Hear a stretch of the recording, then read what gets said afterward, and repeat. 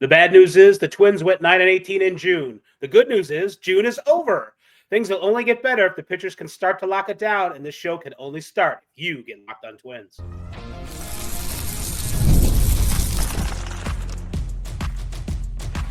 You are Locked On Twins, your daily Minnesota Twins podcast. Part of the Locked On Podcast Network, your team every day. Hello again, everybody, and welcome back to Locked On Twins, your daily go-to source for the top Minnesota Twins insight, discourse, and analysis. Personally, it's my favorite show of the Imperial Locked On Podcast Network, which, by the way, brings you your team every day. And don't forget it. And also don't forget to hit like and subscribe where applicable. I'm Dave Brown, an MLB writer since 1998 who had a June bride, but not July. Across the Great Plains of cyberspace is Brandon Warne, who used to be a Twins fan, became a Twins writer, turned into both, and now he's thinking of forgetting the whole thing. Once again, you can find our work at Access Twins and Zone Coverage on the show today. Phew, glad that's over. Twins' abysmal record in June is now a matter of history. They're hoping July could be more like May. Royce Lewis is back, we think. We're pretty sure. After Jonah Bride was DFA'd. The only question is, who will pitch those mop-up innings? The Miami Marlins are next. Sounds easy, but the Twins lost 2 out of 3 to the Fish last year, so you can't trust anything. I think it was in their blue September period, though, so maybe it doesn't count. Sounds right. And we're also going to talk about Kaelen Culpepper going to the All-Star game in the Futures role. But first, today's episode is brought to you by Game Time. Download the Game Time app, create an account, and use the Locked On MLB code for $20 off your first purchase. Do it now. Start locking down, start game timing, start $20-ing. Brandon, the Jonah Bride era is over. I don't know how to break it to anybody other than that. He's been DFA'd. He had a 15 ERA. That's what I'll remember. I'll remember the knuckleball. I don't really remember any at-bats because I didn't have any expectations going in. Someone's going to have to mop up now. I don't know who it is, unless they're just going to give him all the Joey Wentz and say, here you go. Cody Clemens. There's a Clemens on the team. I think that's easy. Right. Well, hopefully I've seen him pitch before. I saw him strike out. He struck out somebody famous. Was it Soto? I don't remember, but hopefully he doesn't throw it in there too hard like Roger did. I think they tell the guys that the position players, go up there, lob it in, don't hurt yourself. It was funny. The other day, the Dodgers were getting blown out by the Royals, and which is funny in and of itself. And Miguel Rojas pitched. Miguel Rojas is their backup shortstop. And he was fine, whatever happened. The next day, he's playing shortstop and running the bases. He slides into second, jams his thumb, actually, when Bobby Witt did that on the tag. I thought maybe he had slid funny. But he's like, no, the tag was too hard. And he didn't say too hard, but it was a hard tag. So, I mean, it's even these, we worry about these injuries, but the baseball is going to happen. And good for the Twins, though. One injury that they've had with Royce Lewis, at least for now, is coming to an end, and he's going to be back with the team starting Tuesday when they go play Miami. But first, in Miami. But first, we want to talk about what happened in Detroit. They lost 2 out of 3. You kind of figured that was going to happen after they split the first 2, and Tarek Skubal was going in Game 3, and he was on for the Sunday night game. It was the first Sunday night game for the Twins in a while. And, of course, so everyone was clutching their pearls and embarrassed at that they would lose. Paddock, Scott, my guy, Chris Paddock, was,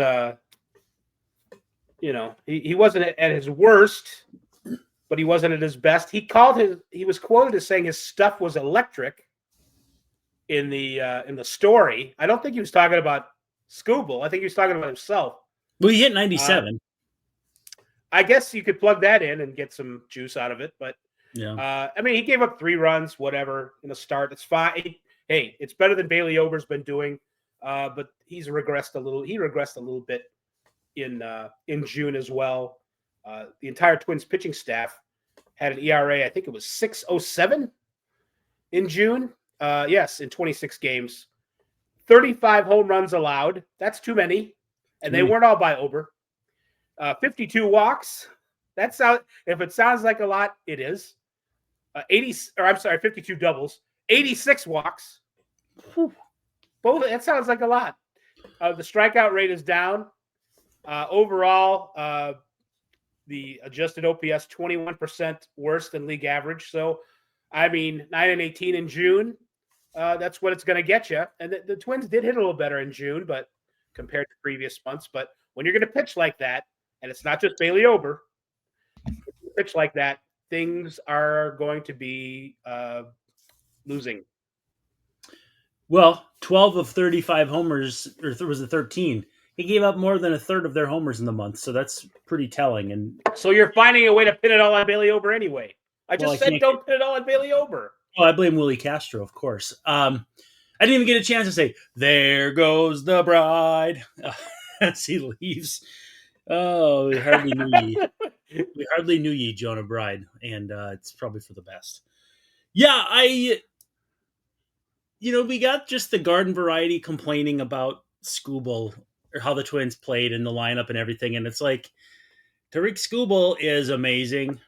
The Twins are going to operate the way they do with right-handed hitters facing him. He has been absolutely deaf to left-handed hitters, and that's really more saying that he's been less deaf to right-handed hitters. So there were people who were upset about the lineup. There were people who were upset about the fact that they didn't score any runs. And again, it's not like even the bullpen, Tommy Kahnle, terrific reliever, and that's nothing to say of Skubal, who again is just absolutely tremendous. So tough day at the yard, tough weekend series. Certainly taking 1 of 3 is better than getting swept, but hopefully the Twins can take something positive from Miami here coming up, starting on Tuesday, and see where they go from here. It was a tough stretch. You had Milwaukee, you had Seattle, and I think Cincinnati besides. So a lot of people are all, it's over, it's whatever. It's like they're a handful of games, less than a handful of games out of the second wild card spot, or the last wild card spot. They're just kind of in a slog right now, and it doesn't need to be anything more than that. We don't need to say it's over or that they're back or anything in between. It's just we're in that midsummer slog that is no fun to watch. It's no fun to go through as a player, but it's a necessary evil for pretty much every team at some point in a long, long season. You're kidding me. You're not having any fun watching the Twins right now? I don't believe that. I don't want to believe that. On the bright side, I get paid for it. And I'm not trying to lord that over anybody or use it as like a flex. Just what is it they say? Don't feel bad for us, folks. We're getting paid to watch it. Feel bad for the fans in the stands because they're paying to watch it. Yeah, and I feel bad for Twins fans because they deserve better than this, and it's been an emotionally tough season. They're pretty close to. They're 4 games under 500, which is not what everybody expected. But at the same time, we've had these emotional swings with the winning streak and some losing streaks and some horrendous streaks by the pitchers. I do want to just pin down some ERAs for the month here that aren't Bailey Ober's. They had 8 pitchers with an ERA at least 6. Some of those guys aren't here anymore, like Jorge Alcala. He gone. Joey Wentz's ERA. I don't know if you call it a success or a failure because I think he's just in there for long relief when things get out of hand anyway. Kind of like Jonah Bride, but an actual pitcher. First rounder, so there might be something there. 16.71 ERA in 7 innings.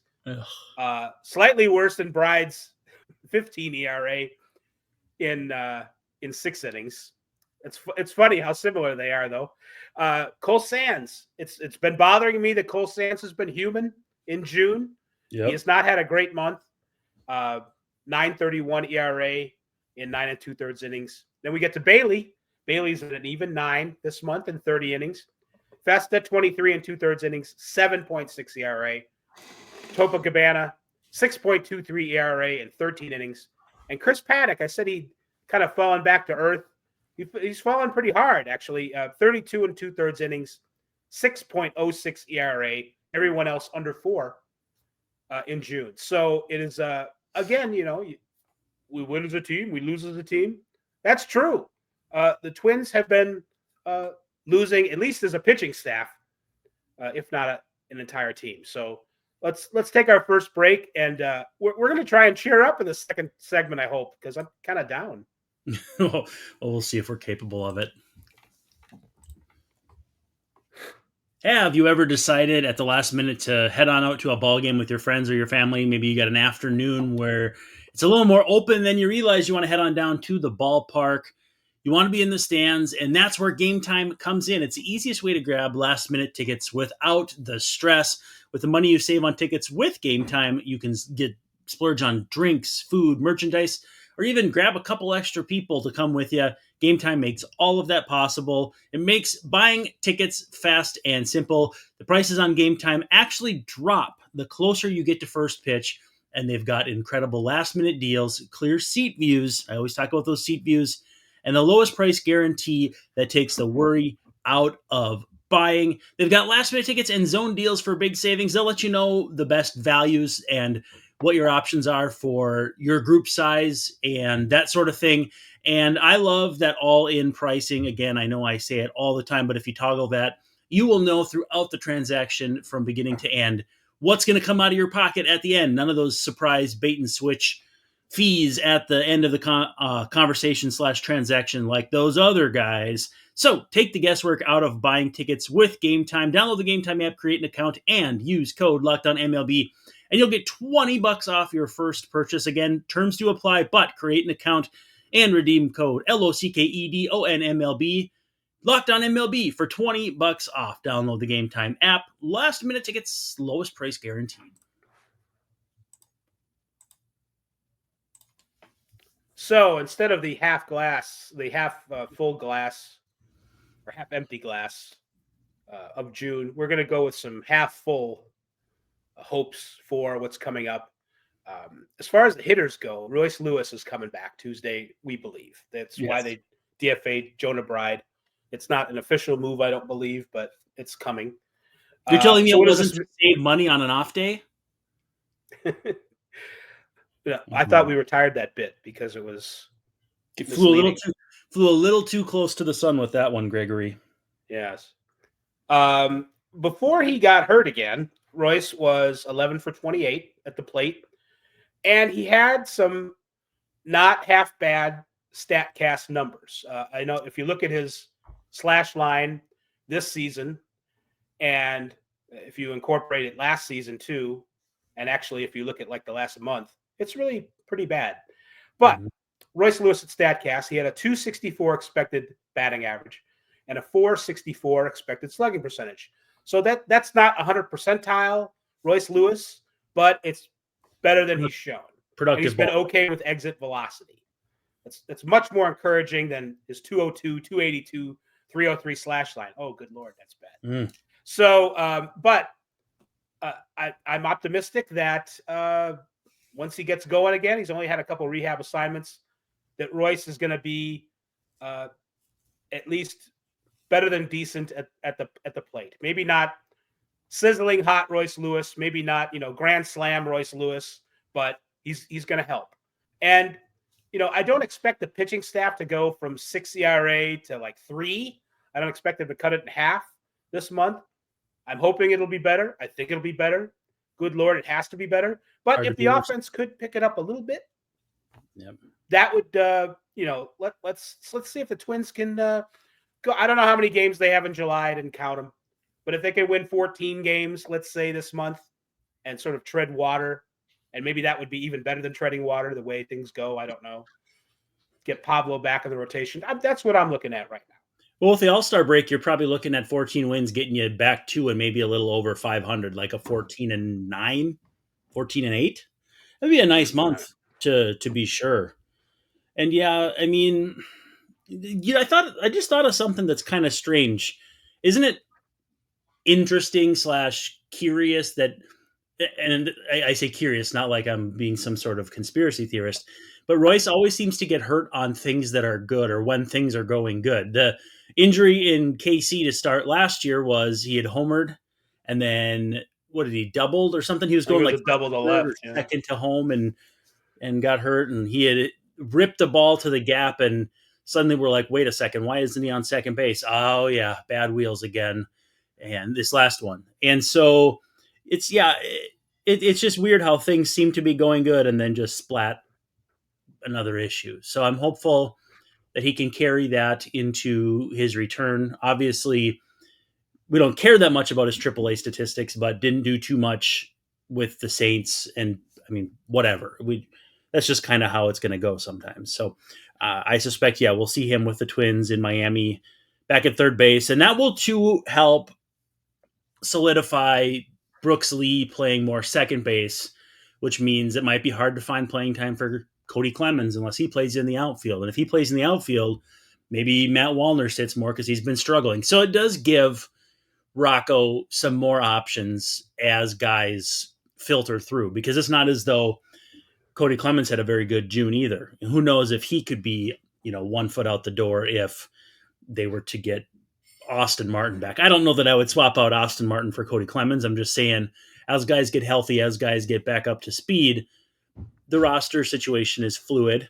And that's a good thing on offense, to have the ability to have a guy or two on the bench every single night that can definitely help you in a spot late, whether it's a hitter and then you got your backup catcher going in and you trust both of those catchers quite a bit, or a pinch runner and that sort of thing. So we'll see what happens. I mean, I could see Martin coming up and Kiersey going down. That would be something I could see. Kiersey is going to be the new I forgot this guy was on the team guy, if he isn't already. That was kind of Jonah Bride until he started pitching. So I think there's a path for the offense to really get things going. And I think even if you can get the ERA down to 4.25, something like that for July, I think you've got a chance to have at least a 12. Like if there's 20 odd games, 12 and 9, 14 and 9, 13 and 9, something like that. If you get out of July at 500, then you at least have a path the last couple months of the season to making some noise. But, short of that, you're going to really have to turn it on in August and September. Wallner's, you mentioned sort of the domino effect of what happens with Lewis back in the lineup. You mentioned Brooks Lee going to second. What do you do with Cody? By the way, I figured out who he struck out. Michael Busch and Shohei Ohtani. Those are his two strikeouts. Shohei. That's what I was trying to remember. Yeah.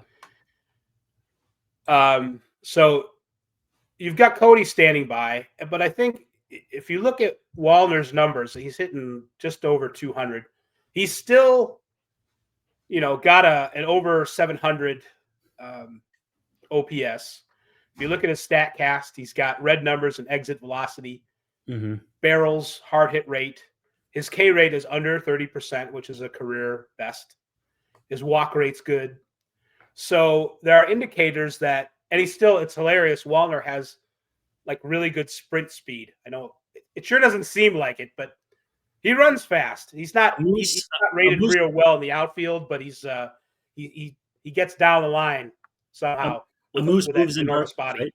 A moose moves in darkness. Well, they said too during the pregame the other day that he's working on his jumps in the outfield as far as how he positions his legs, whether he's on or his feet, like the balls of his feet and how he's oriented. So that's going to be something to watch too. Obviously, defensive metrics, you can't really part and parcel them out like you can, look what this guy did in June, July, August. We already struggle with single season defensive metrics, let alone single month outside of, it might show you a little something if a guy's trending better, but you can't really say anything definitive. But I'll be curious to see if his defense looks better because, again, he's got the speed to be a good defender. He's got the arm, obviously, to be a good defender. He's got all the measurables. It's just he's not doing it right now. But, is he going to lose time? Is Larnach, who's been swinging it, I think, okay, generally speaking?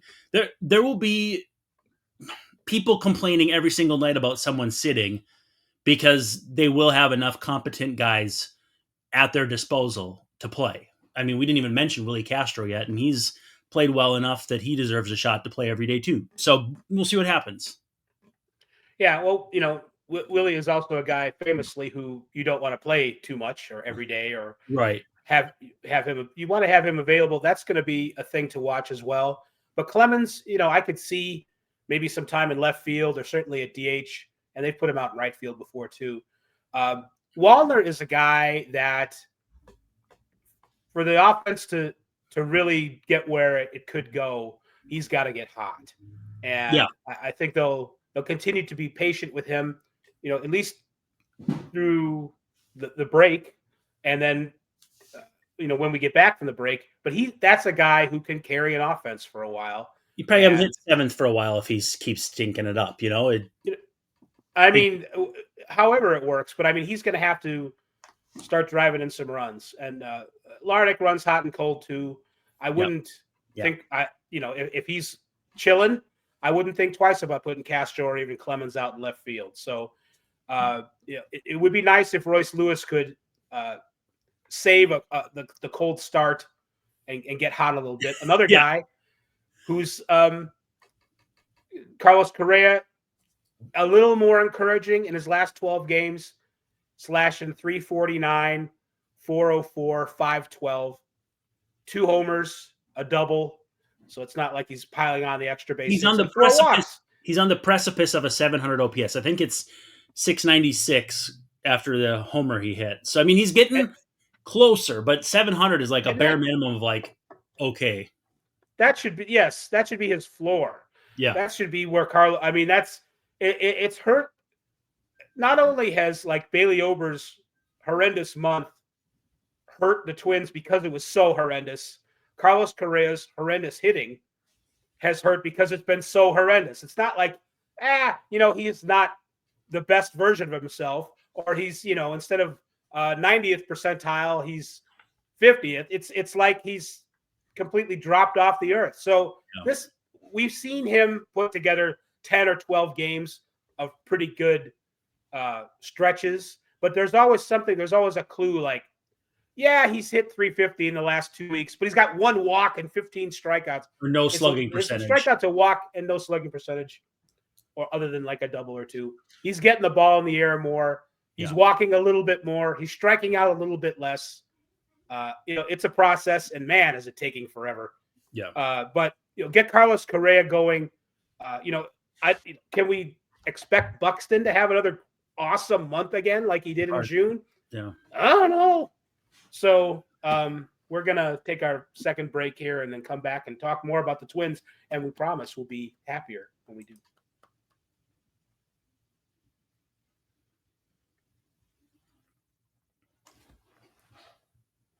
We are back for our final segment on Locked On Twins. I want to mention we're going to go down to the farm a little bit and talk some Kaelen Culpepper. I'd be interested in going to Wichita to see Kaelen Culpepper play in person. He's been You're the only person that's ever been interested in going to Wichita, I think. Well, let me tell you, I've been to Wichita a few times. It's the largest city in Kansas, so that's all I have to say about it. So he's been there for about 8 games. Overall, he's off to a good start with Wichita. And from that and his time in Single A, he's been named to the All-Star Futures game. So Kaelen Culpepper, who was the team's first-round pick last year, looks like the hit. Might be something there.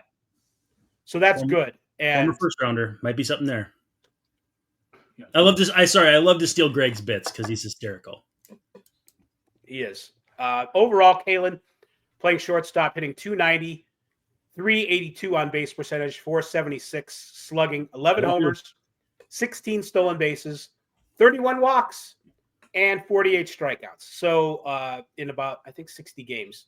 So, if you strike out less than once a game and you can draw some walks and you can run a little bit and hit for power and hit 300, that sounds great to me. I don't think they're rushing him. No. But he also played third base at Kansas State. So there's positional versatility. All shortstops usually move around if they don't stay at short, but he's had extensive third base experience too. And you mentioned Kansas State, not really a hotbed for baseball, but not typical. So that wasn't a reach or anything. That was just good scouting. Although Kansas State's two states down from Minnesota, so it's like they didn't have to go far. But He's got, excuse me, some college in him, so he doesn't necessarily need, a Walker Jenkins or whatever, one of these guys who's drafted at 17. He doesn't need all that time in the minors. He just needs some of that time in the minors. So they can maybe be, let's just say, slightly aggressive with his promotions. And I wonder if we will see. I mean, is AAA by the end of the year too soon? Maybe. But I think what this is shaping up is if he continues to do well, he's a guy that we might see in the majors next season and sometime before September. Maybe, I mean, it could be a race to the bigs between him and Walker Jenkins, who are both getting their feet wet at AA. And I think it was Nick Goodwin who played short at K-State, and that was why Culpepper played third, and then he played short his final year. So he's got the ability to play a little bit all over the place, and ideally he forces the hand of, too many infielders. Let's see what happens here. But as of right now, we've been talking about Eddie Julien too hitting, but now he's hitting at a time where they can't really add him. He doesn't offer them anything they don't already kind of have in Brooks Lee at second base, and he hasn't played really enough first base. And they're not. Ty France is having last year's Carlos Santana season in a lot of ways. It sort of goes Eddie Julien's future right now, getting back to the Twins, relies on, all right, how well does Royce Lewis do? Can Royce Lewis stay off the injured list? I hate to sound like that, but he's got a tricky hamstring. But I mean, they dropped Bride. They're gonna, if they ever have to bring somebody, it's either him or Eels. Eels 40-man spot. We mentioned it earlier. You have that option if they don't sign a pitcher. There will be a 40-man spot for somebody. It's interesting. There'll be some interesting move if they can't keep Royce healthy. My dream of Peyton Eels, though, delayed, I think, because he missed a good chunk of the first half and didn't have spring training because of his off-season knee surgery. So I don't know how close he is compared to, let's say this time last year. Yeah, I mean, he's back. But what does that mean? Yes, in terms of readiness. So Edouard Julien finding a place in the roster. Is Cody Clemens going to get hot again? Is Royce Lewis going to stay in the lineup? Can Brooks Lee periodically show that he's got some good hits in him? And he can play more short if Correa doesn't get going too. Well, Correa had better get going though. So I just mean though, Lee's June was so good that if they start sitting Correa a little bit, just hey, if your back's bothering you, whatever, that's an option too. And I mean, you could bring him up and DH him and sort of expand the bench like that and have Clemens available with Castro as like a super sub. And if Larnach and Wanner are not knocking the door down with their offense, maybe you go back. I mean, I think Julien has sort of passed the threshold of being in the minor leagues long enough to have a full reset. It looks like he is the kind of hitter he was when the Twins first brought him up a couple years ago. Mm-hmm. And so I think he's at that stage where right guy, wrong time. And there's also, he's not ready yet, but Luke Kershaw is he hasn't been cleared to take batting practice yet. He's hitting off a tee, but that might come soon. I think he's scheduled to have another X-ray on his arm this week. He broke his right arm, which I still find fascinating because it's the back arm and the ball went under his left arm and then hit him in the right arm. Somebody on the Tigers got hit like that in Sunday's game too. I don't remember who it was, but maybe it ain't as weird as I thought. It was but I mean, it was like apparently they're teaching it now where you open up and I don't know. I guess. Zebby Matthews is still a few days away, a couple more times probably in the bullpen and side sessions before he can begin a rehabilitation assignment. But he's thrown from the mound from a first time. They say off a mound in the notes, but does that mean he was on the mound or off the mound? I think they mean he was off it. Well, they mean he was on it, but they say he was off it because he. They say, I always correct people saying he's this from the 3-point line. No. You got to be behind the 3-point line. If you're standing on the 3-point line, you're hitting middies for 2 points. Well, it's different in baseball because you can be from the mound and you're on the mound, and it's what you mean to say. Anyway, That's True. my English lesson for now. But and we're looking ahead to the Marlins. Rocco was a little flustered by they had a night game Sunday night, and he likes to get in early if possible. So they were going to get in 2-3 in the morning today to Miami, and the guys are just going to have like a day to themselves and to sleep in as long as they can, so they can have kind of an off day. Yeah. But it doesn't. It isn't exactly how Rocco wants it. So even the off days aren't going great. But Joe Ryan and your guy Edward Cabrera are going to pitch in the first game. SWR, who's been better against Jansen Junk. Sounds like an easy one, but Jansen Junk, he's got a 3.73 ERA. And then Festa versus Eruri Perez. Oh, sounds difficult, but he's got a 6.19 ERA. So you just never know with these baseball games. Yeah. And you just never know with Locked On Twins. So that's why we want to thank you for making Locked On Twins your first listen today. For your second listen, check out the all-new Locked On MLB Game Night. It brings you every game, every night, all season long. Uh-oh, we lost him. You want to check out the all-new Game Night, though. It's all season long. You can get local analysis on a national scale. Find MLB Game Night on Locked On MLB on YouTube or wherever you get your podcasts. I believe Dave is back from Kaufman Stadium. Yeah, but not too late to mess up the commercial. All good. All good. All right, let's see you tomorrow night.